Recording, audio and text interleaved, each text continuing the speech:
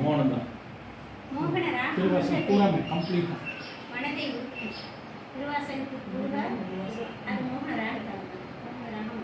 வெறுமனே அந்த ராகத்தை மட்டுமே வாசிச்சோம்னாலே அவ்வளோ மனம் உருகுது. உண்மையாகவே அந்த மோகன ராகம்.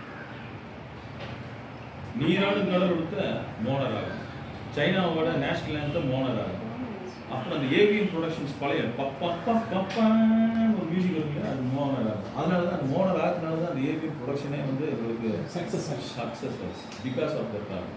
குழந்தை வெளியே அழுகும்போது ஒரு மோகன ராகத்தில் தான் அழுதுட்டே போகிறோம். சென்னிமலை ஜி வந்து சென்னிமலை பற்றி சொன்னாங்க.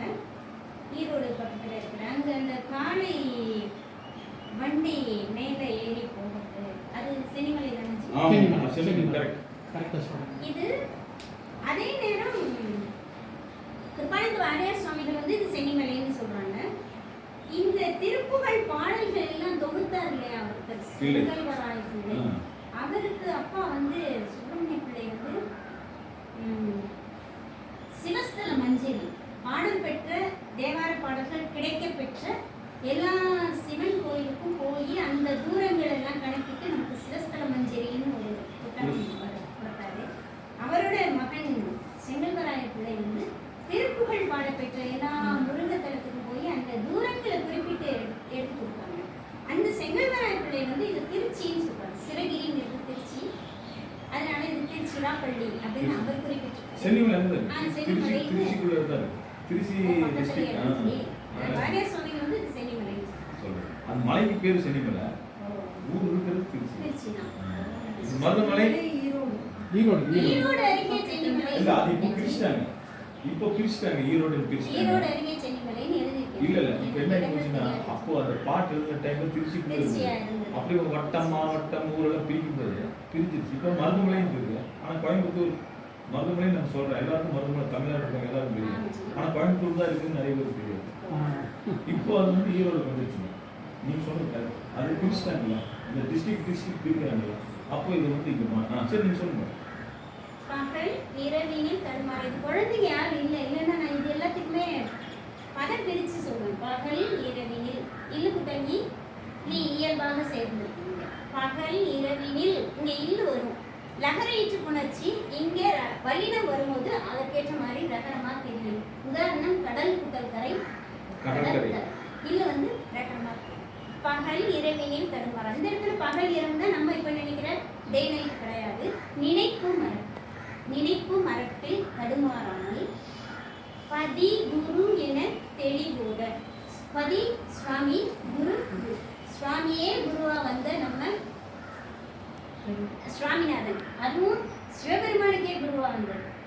அந்த அவரோட தெளிவோத ரகசியம் உரைத்து அனுபூதி. ரகசியம் உரைத்து இங்கிருக்கும் இயல்பா சேர்ந்துருக்கு. உரைத்து அனுபூதி. இந்த இடத்துல என்னன்னா அனுபூதி உயிரெழுத்து வந்தா இங்க கடைசியில இருக்கிற தூ அந்த இத்தை விட்டுட்டு ஓடி போயிடும். உயிர் வரை குரல் மெய் விட்டு ஓடும். இது ஒரு விதி. இங்க வந்திருக்கிறதுனால இங்க இருக்கிற தூள இத்தை விட்டுட்டு ஊ போயிடுச்சு. இத்துக்குட்டல தாவா போட்டுக்கணும். அது அனுபூதின்னு தான் சொல்லணும். ரகசியம் உரைத்து அனுபூதி. சுவாமி நமக்கு எல்லாத்துக்கும் தெரியும். அந்த சிவபெருமானுக்கு இவர் வந்து உபதேசம் சொன்னார் சுவாமி மலையில. இதற்கு முன்பு என்ன நடந்தது அப்படின்னா, சிதம்பரம் பக்கத்தில் இருக்கிற இப்போ காட்டுமன்னார்குடியும் ஓமாம்புலியூர், காட்டுமன்னார்குடி பக்கத்தில் இருக்கு ஓமாம்புலியூர், அந்த ஊர் பேர் ஓமாம்புலியூர்.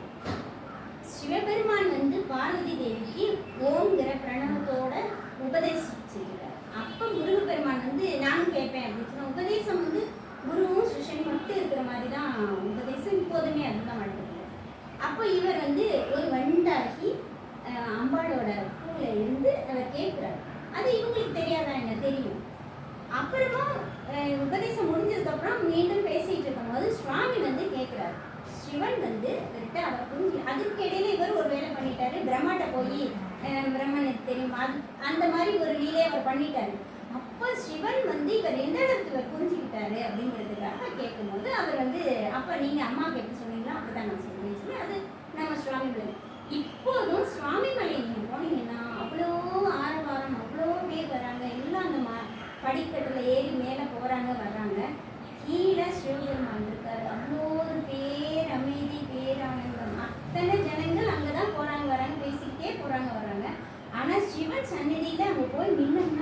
அவ்வளோ ஒரு அமைதி. அந்த நம்ம உதாரணம் சொல்லணும்னா மியூட் போட்டு டிவி பார்த்தோம்னா எப்படி இருக்கு, உண்மையாகவே அப்படி இருக்கு. அவ்வளோ பேர் நம்ம கடந்து போறாங்க.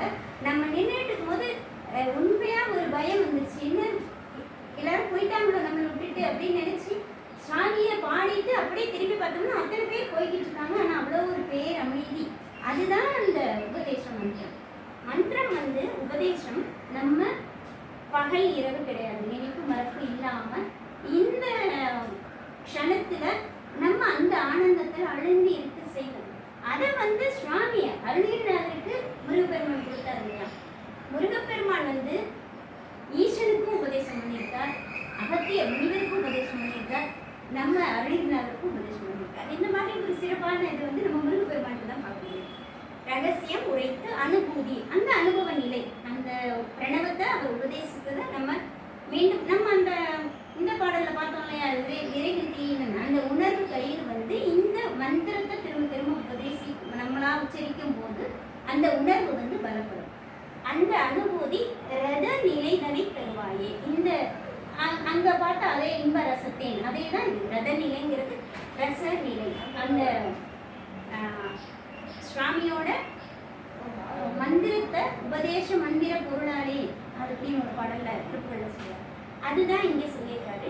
மிக பரம் அதற்கு இறைவனே, இன்மைக்கும் மறுமைக்கும் இறைவன், இயல் இசையின் முத்தமிழவனே. தமிழாகவே இருப்பதே முருக கடவுள் தான், தமிழ் கடவுள். அதனாலதான் நம்ம அவரை சிறப்பித்து சொல்றோம்.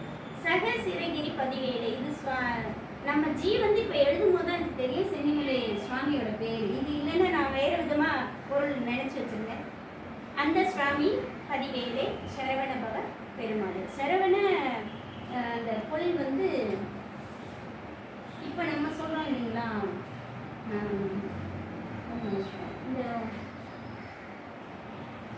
யாகம் பண்ணும்போதெல்லாம் அந்த தர்ப்பை பொருள் மாதிரி அது போல ஒரு சிறப்பான ஆகர்ஷண சக்தியை கொடுக்குறது தர்ப்பைக்கு. அந்த பவர் உண்டு. சுவாமியோட அந்த மந்திரங்கள் அதிர்வு அலைகளை கிரகிச்சு கொடுக்கும். செம்பு பாத்திரத்துக்கு இந்த தர்ப்பை புல், இந்த சரவண புல், இந்த சரவண பொய்கை வந்து அந்த புற்கள் நினைத்து அந்த இதில் தான் கங்காதேவி கொண்டு வந்து முருக கடவுளை சேர்க்கிறார். அந்த சரவண பவர் முருகாசனம் பகல் இரவன் என்ன